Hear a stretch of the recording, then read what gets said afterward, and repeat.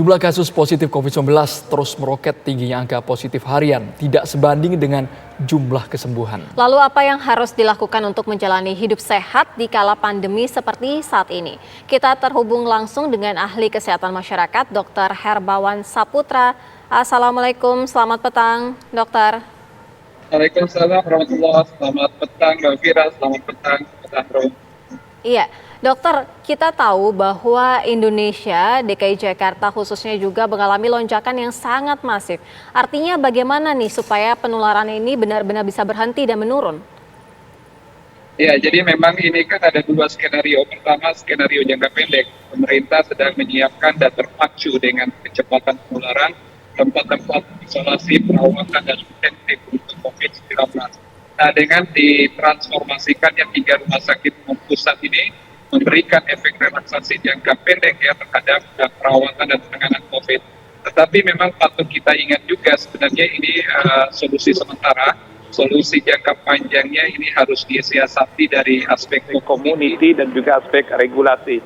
Nah, dua ini yang tetap menjadi opsi kita ke depan oleh pemerintah maupun masyarakat. Dan yang harus dipikirkan juga sebenarnya ke depan ini dengan dikonversinya Rumah Sakit Persahabatan, Sulianti Saroso dan Fatmawati untuk menjadi sepenuhnya rujukan COVID, ini berkaitan dengan rujukan untuk pelayanan kesehatan yang lain. Kita paham untuk top referral kasus-kasus yang berkaitan dengan pulmonologi, kasus kesehatan, paru biasanya di Persahabatan, penyakit menular biasanya di Sulianti Saroso, dan support untuk wilayah selatan dan lainnya untuk Rumah Sakit Fatmawati. Ini juga akan menjadi kendala untuk kasus kesehatan yang lain karena kekurangan perawatan yang memang sudah berdampak juga.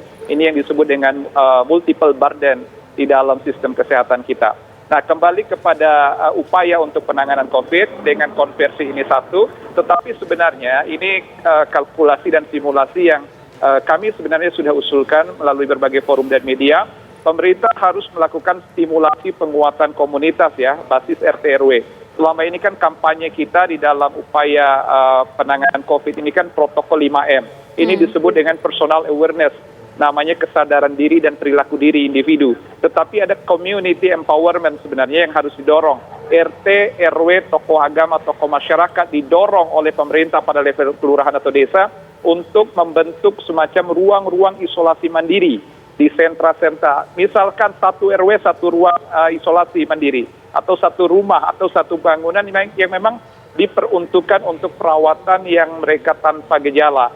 Jadi ini bagian dari isolasi mandiri, dijauhkan dari kontak erat keluarganya, dilindungi dari paparan lingkungan dan masyarakatnya, tapi sekaligus dipenuhi kebutuhan masyarakat terkait dengan Hermawan, aspek sosial. Ya. Meskipun saat ini kita berkaca pada kasus di lapangan antara jumlah nakes perbandingan dengan pasien yang datang itu sangat jauh sekali. Lebih banyak pasien positifnya daripada nakesnya. Bahkan yang mereka sebelumnya tinggal di rumah ini sudah bergejala dan harus mendapatkan penanganan khusus, dokter. Ya, memang justru disitulah sekarang kan sistem kesehatan kita dalam tekanan yang luar biasa. Baik SDM nakesnya, fasilitasnya maupun sumber daya lain, keuangan dan juga penunjang ya. Jadi kalau kita bicara penanganan COVID, memang sekarang ini karena daruratnya adalah darurat COVID, maka yang akan tertekan lain kasus-kasus kesehatan yang lain. Kita bayangkan orang-orang dengan diabetes, orang-orang dengan gangguan paru, orang-orang dengan hipertensi, stroke, dan lain-lainnya. Memang penyakit selama ini juga tidak menular dan menjadi pembunuh di Indonesia juga tersisihkan seolah-olah ya, sehingga kapasitas perawatan juga menjadi masalah. Nah, sekarang terkait dengan COVID pun sebenarnya penyediaan ini tidak menjadi solusi jangka menengah ya, tapi jangka pendek sekali. Nah, dalam hal itu paralel seperti yang Mas Andro sampaikan, peran tenaga kesehatan ini harus dioptimalkan dengan voluntary atau kesukarelawanan. Nah, makanya teman-teman yang selama ini mungkin ada di komunitas, rumah sakit swasta yang tidak rumah sakit rujukan, harus ditarik, harus pooling resources untuk membackup fasilitas yang baru dibuka, tetapi sekaligus dilengkapi juga kebutuhan dasarnya, perlindungan, asuransi kesehatannya, dan juga kebutuhan untuk sumber daya ini.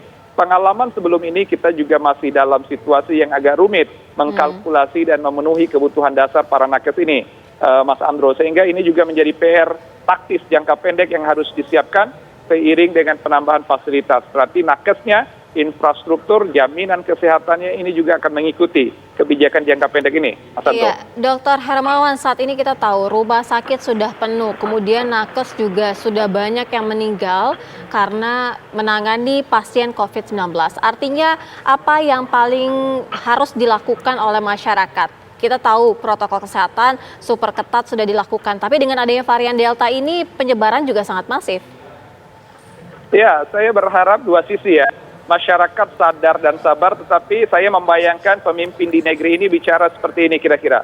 Wahai rakyatku, masyarakatku, bangsaku, saat ini mari kita bahu-membahu, kita tingkatkan kepedulian satu sama lain, dan untuk RT, RW, tokoh agama, tokoh masyarakat di lingkungan masing-masing, agar terlibat dan berperan untuk menyiapkan lokasi-lokasi untuk isolasi mandiri sementara, bagi keluarga, saudara, atau warganya yang tanpa gejala atau bahkan bergejala ringan, tentu dengan semua protokol kesehatan yang ada untuk setiap individu dan keluarga, tapi kepedulian dan patriotisme kita sekarang dihimbau dan ditantang agar masyarakat turut berkontribusi aktif.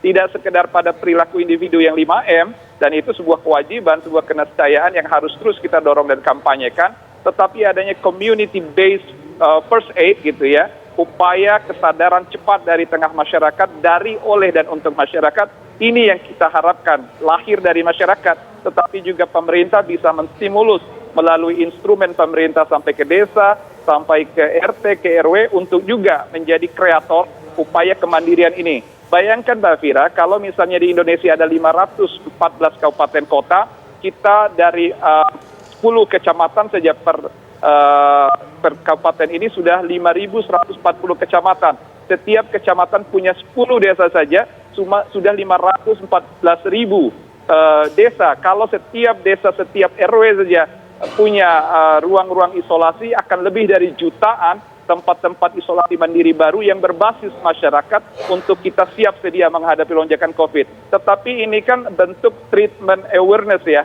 bentuk penyiapan pada fasilitas kesehatannya, tidak memutus mata rantai COVID-nya. Maka kalau kita bicara memutus mata rantai COVID, regulasi atau policy based option itulah yang harus menjadi solusi, dan memang kita harus melakukan extraordinary policy making untuk saat-saat seperti ini. Belajar dari negara lain juga, Mbak Fira dan Mas Andro. Baik, terima kasih ahli kesehatan masyarakat Dr. Hermawan Saputra sudah bergabung di Kabar Petang. Terima kasih.